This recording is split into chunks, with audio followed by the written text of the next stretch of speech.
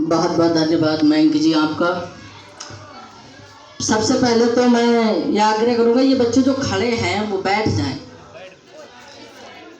काफ़ी जगह है और ये प्रोग्राम हमारा नहीं आपका है। और जो लोग पीछे खड़े हुए हैं मैं उनसे भी आग्रह करता हूं कि वो भी आगे आकर बैठ जाएं।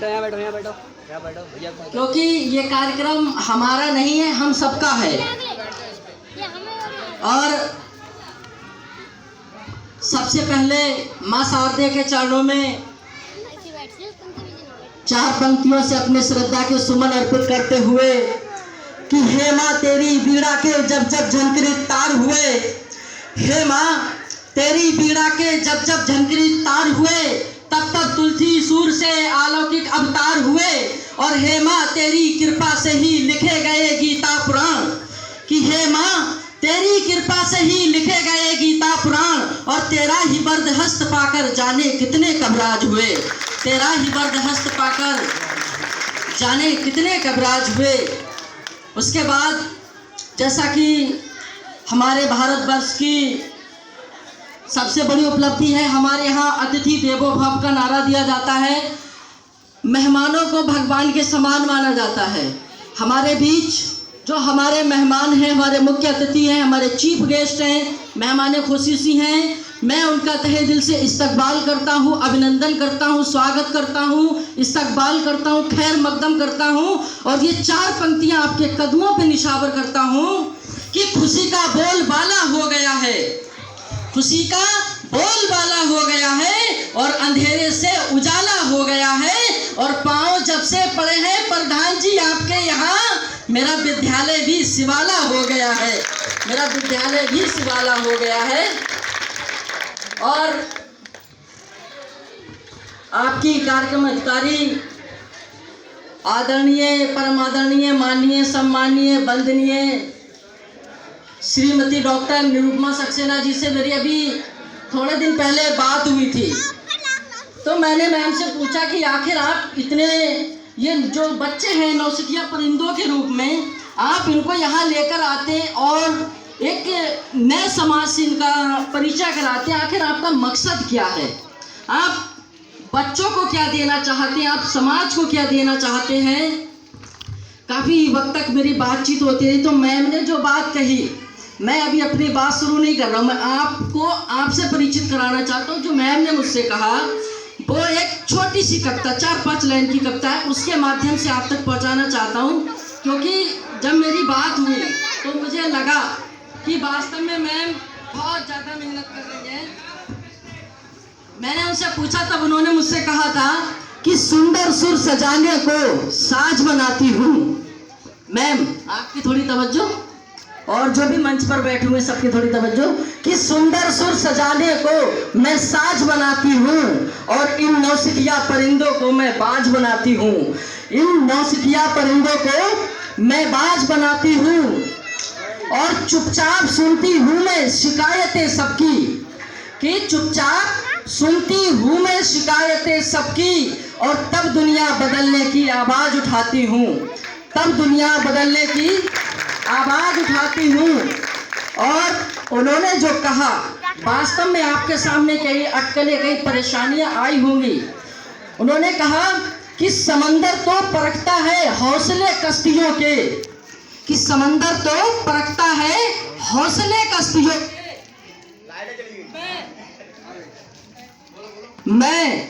उन्होंने कहा कि समंदर तो परखता है हौसले कश्तियों के, और मैं डूबती कश्तियों से ही जहाज बनाती हूँ, मैं डूबती कश्तियों से ही जहाज बनाती हूँ। और जो बात उन्होंने अगली कही थी, तमाम कायनात बुर्ज खलीफा से परिचित है, जो वर्ल्ड में सबसे ऊंची इमारत है।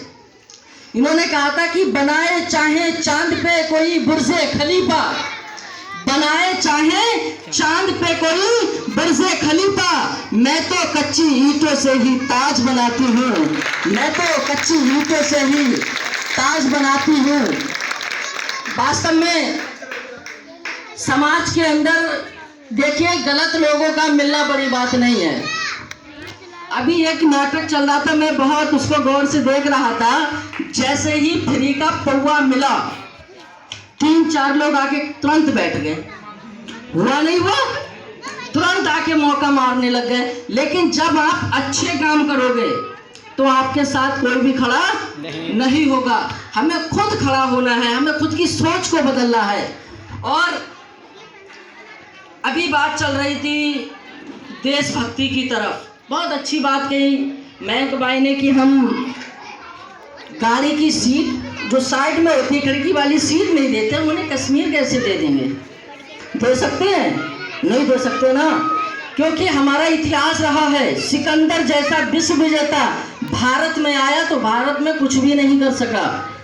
वही सिकंदर का पस मंजर याद रखिए। और मेरी ये 4 पंक्तियां कि अमीरे शहर क्या साहो कलंदर डूब जाते हैं, और मेरी झील, ये भारत माँ कह रही है उस नापाक पाकिस्तान से, उस अपने छोटे से मासूम से बच्चे से, जो मासूम की शक्ल में एक खुकियात भेड़िया नजर आता है, कि अमीरे शहर क्या साहो कलंदर डूब जाते हैं, और मेरी झील सी आंखों में समंदर डूब जाते हैं।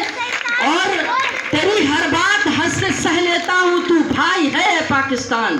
तेरी हर बात हंस के सह लेता हूँ, तू भाई है पाकिस्तान।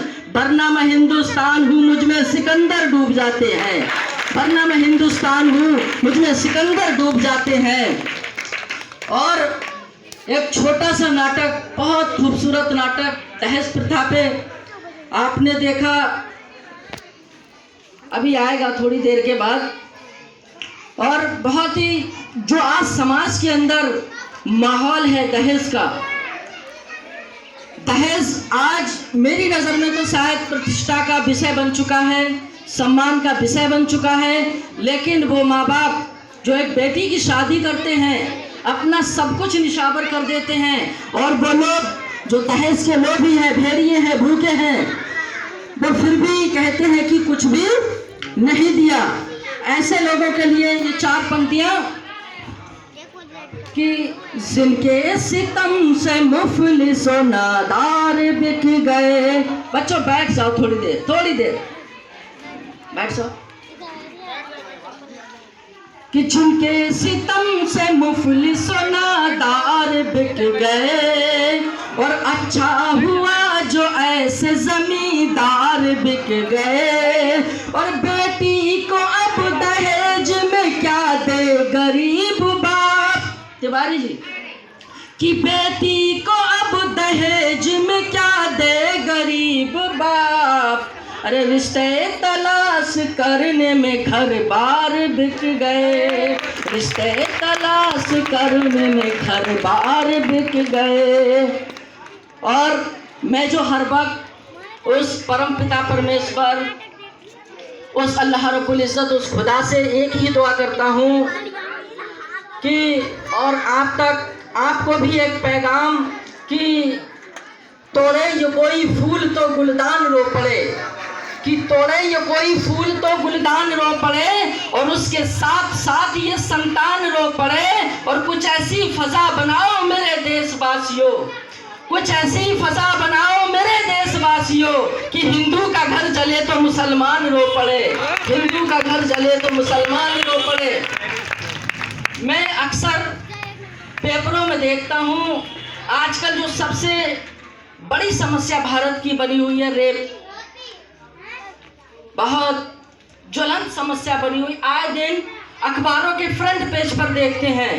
राहत इंदौरी साहब का एक शेर बड़ा मशहूर है कि खुली हवाओं की सोहबत बिगाड़ देती है। मैं जहां पहुंचना चाह रहा हूं शेर के माध्यम से पहुंचूंगा। राहत इंदौरी साहब कहते हैं कि खुली हवाओं की सोहबत बिगाड़ देती है, और कबूतरों को खुली छत बिगाड़ देती है।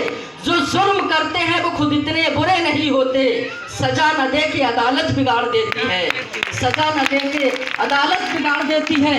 अगर इस काम को रोकना है, अगर इस काम को रोकना है, मेरी अगली 4 पंक्तियां, अगर इस काम को रोकना है और आपको लगे कि मैंने सही कहा, तो आपकी तालियों की आवाज़ दिल्ली तक पहुंचनी चाहिए, याद रखना।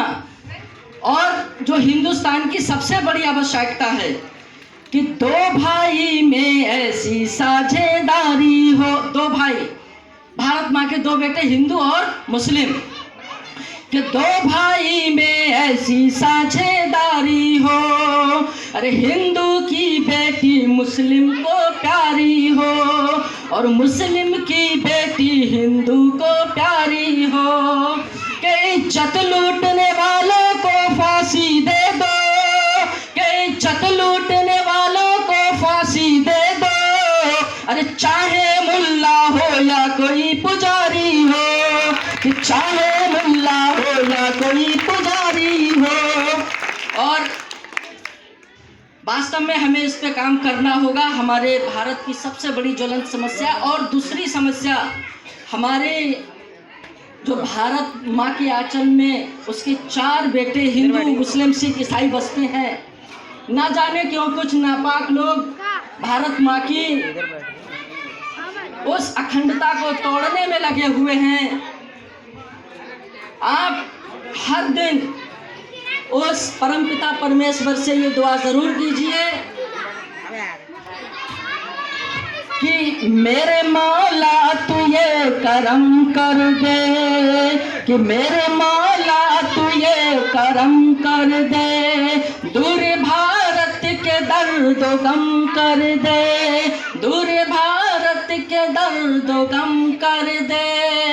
और हिंदू मुस्लिम को जो लड़ाते हैं, कि हिंदू मुस्लिम को जो लड़ाते हैं, ऐसे लोगों को तू भस्म कर दे, ऐसे लोगों को तू भस्म कर दे।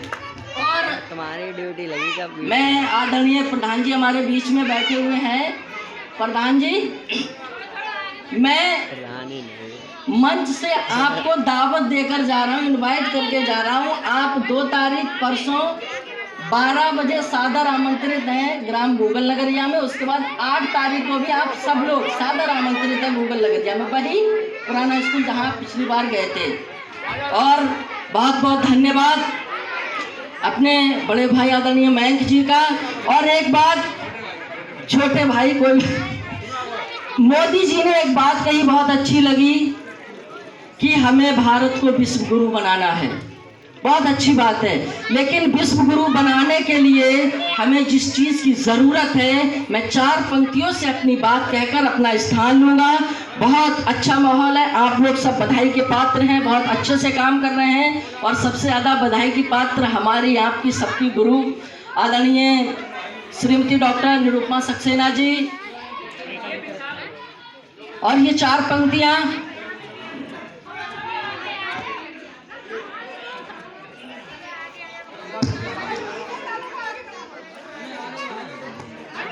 थोड़ा सा आगे बढ़ जाओ हल्का।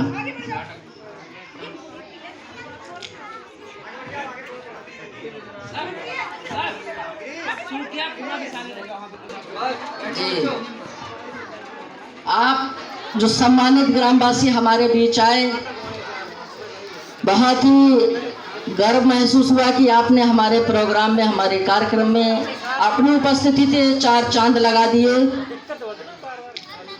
और ये 4 पंक्तियां जो मैं पढ़ने जा रहा था, आप सबकी तवज्जो। तो चाहत का गुलदान बनाना है हमको, ये हिंदुस्तान जो विश्व गुरु, इसके लिए विश्व गुरु के लिए एक शब्द है सुल्तान, दुनिया का सुल्तान मतलब विश्व गुरु। कि चाहत का गुलदान बनाना है हमको और दुनिया का सुल्तान बनाना है हमको।